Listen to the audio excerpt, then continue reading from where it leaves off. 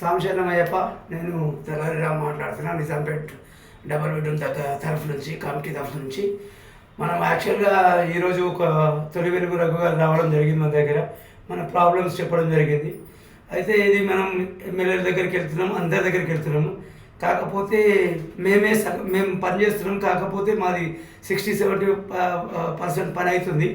మిగతా 40% పని మా కమిటీలో ఉన్న, మా గ్రూప్లో ఉన్న సభ్యులు చేయాల్సి వచ్చింది. 1500 కుటుంబాలు ఉన్నాయి, 1500 బిల్డింగ్లు ఉన్నాయి, 1500 ఇల్లులు ఉన్నాయి. ఒక్కొక్క ఇంట్లో 4 ఫోన్లు ఉంటాయి. దయచేసి ఈ రఘు గారి వీడియో వైరల్ చేసిరనుకోండి స్వామి, ఈ వీడియో సీఎం దాకా వెళ్తుంది. సీఎం దాకా వెళ్తే సీఎంఏ జనాలను పంపించి, కలెక్టర్ని పంపించి మన ప్రాబ్లం క్లియర్ చేస్తారు. కాబట్టి దయచేసి మీ అందరికీ రిక్వెస్ట్ అండి. అదే ఇంత తరలాడుతున్నాము, ఇంత కష్టపడుతున్నాము, మా టీం సభ్యులందరము. టీం సభ్యులందరూ ఇంత కష్టపడుతున్నప్పుడు మీ సహాయం ఏం చేయాలంటే, మీ వంతు సహాయం చిన్నగా మీ ఇప్పుడు వచ్చినది ఒక వాట్సాప్లో, ఒక ట్విట్టర్లో, ఒక ఇన్స్టాగ్రామ్లో, ఒక ఫేస్బుక్లో పెడితే సరిపోతుందండి. 6000 మంది ఫేస్బుక్లో కానీ ట్విట్టర్లో కానీ పెట్టారు అనుకోండి స్వామి, మీ ఫ్రెండ్స్కి చెప్పండి. మీకు చెప్పి మేము అలసిపోతున్నామండి.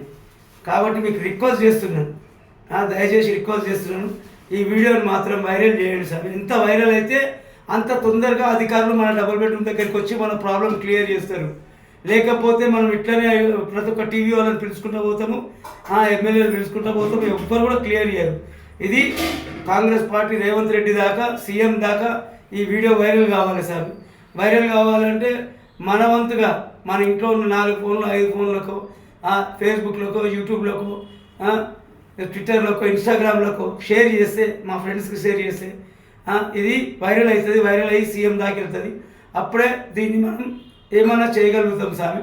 సాంశరణమయ్యప్ప. నేను